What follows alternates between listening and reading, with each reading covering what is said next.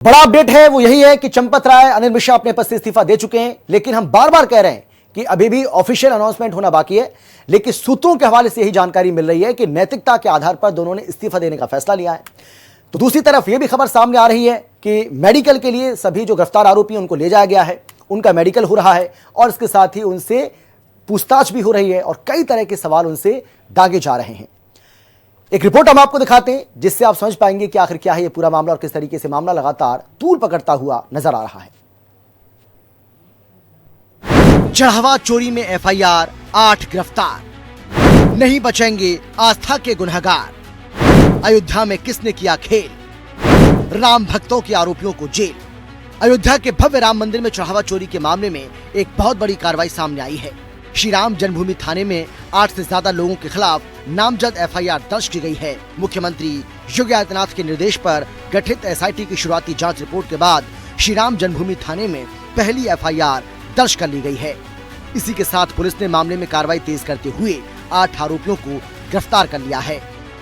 8 लोगों के खिलाफ एफआईआर में चंपत राय का नाम नहीं, एसआईटी की सिफारिश पर कार्रवाई।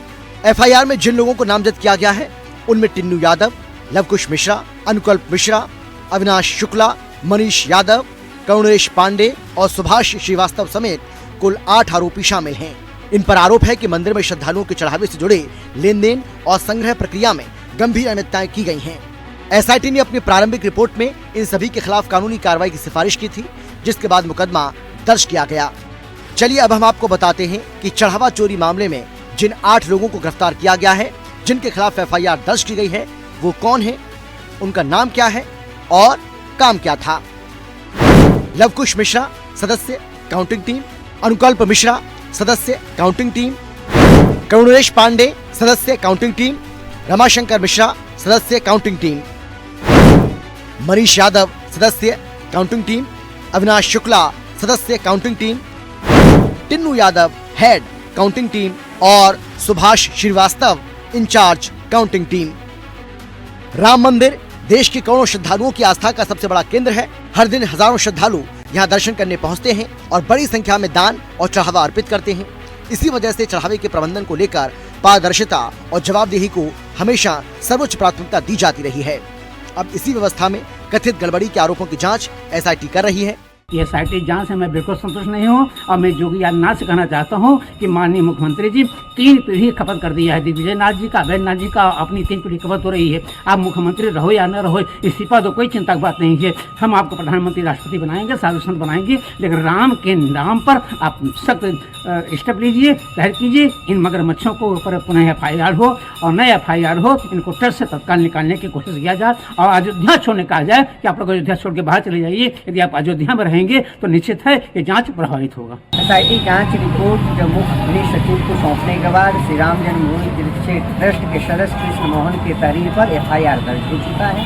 इसमें 8 लोगों को बाकायदे नामजद किया गया है और भी इसमें जांच की प्रक्रिया है। विवेचना के दौरान इसमें और भी जो दोषी लोग पाए जाएंगे उसके ऊपर कार्रवाई होगी। मैं यहाँ सरकार से मांग करूँगा कि फास्ट ट्रैक कोर्ट में मुकदमा जो है प्रचलित करा करके और तत्काल प्रभाव से इन दोषियों के ऊपर दंडात्मक कठोरतम कार्रवाई करके यह एक समाज में एक नजीर पेश किया जाए। एसआईटी ने जो जांच किया है, प्रदेश सरकार के और केंद्र सरकार को मैं धन्यवाद देता हूं। ये सरकारों ने जिस तरह से ये जो चोरी पर आरोप विपक्ष लगाते थे, जो आज एसआईटी रिपोर्ट पर जो रिपोर्ट हुआ है, इसके ऊपर मैं दोनों सरकार को और धन्यवाद देता हूं। केंद्र सरकार और राज्य सरकार और राम भक्तों के साथ इस तरह का जो ट्रीटमेंट करने वाले हैं, इनको भी इनके ऊपर भी दर्ज होना चाहिए। जिस तरह से इन्होंने कांड किया है, इसका भोगी ये जो है न्यायालय इनको सजा दे। देखिए, हमसे एक पुजारी ने कहा था कि यहाँ पर श्री कृष्ण जन्म स्थान पर अयोध्या से भी बड़ा घोटाला हुआ है। यहाँ पिछले 15 वर्षों से यहाँ घोटाला चल रहा है। तो हमने माननीय मुख्यमंत्री जी से इस पूरे प्रकरण को सीबीआई जांच की मांग की थी।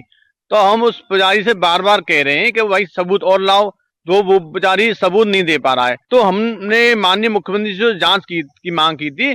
उसी जांच की मांग कपिल शर्मा जी स्वयं कर रहे हैं। उन्होंने कहा है कि मेरी संपत्ति है तो उसकी जांच कर लो, यदि संस्थान में कोई घोटाला हो तो उसकी जांच कर लो। तो हम तो कपिल शर्मा जी को धन्यवाद देना चाहते हैं कि उन्होंने हमारी भावना को समझा। योगी सरकार ने इस पूरे मामले में सख्त रुख अपनाया है। मुख्यमंत्री के निर्देश पर एसआईटी गठित की गई और प्रारंभिक जांच पूरी होने के बाद एफआईआर दर्ज करने की सिफारिश की गई थी। अब पुलिस की गिरफ्तारी के बाद आरोपियों से लगातार पूछताछ की जा रही है और ये पता लगाने की कोशिश हो रही है कि कथित गड़बड़ी में और कौन कौन लोग शामिल थे।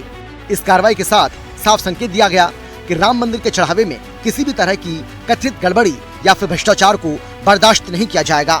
फिलहाल पुलिस की जांच जारी है। अब सबकी नजरें इस बात पर टिकी हैं कि जांच में आगे और कौन कौन से नए खुलासे सामने आते हैं। जांच अब निर्णायक चरण में पहुंच चुकी है। आने वाले दिनों में पुलिस और एसआईटी की आगे की कार्रवाई पर सबकी नजरें बनी रहेंगी।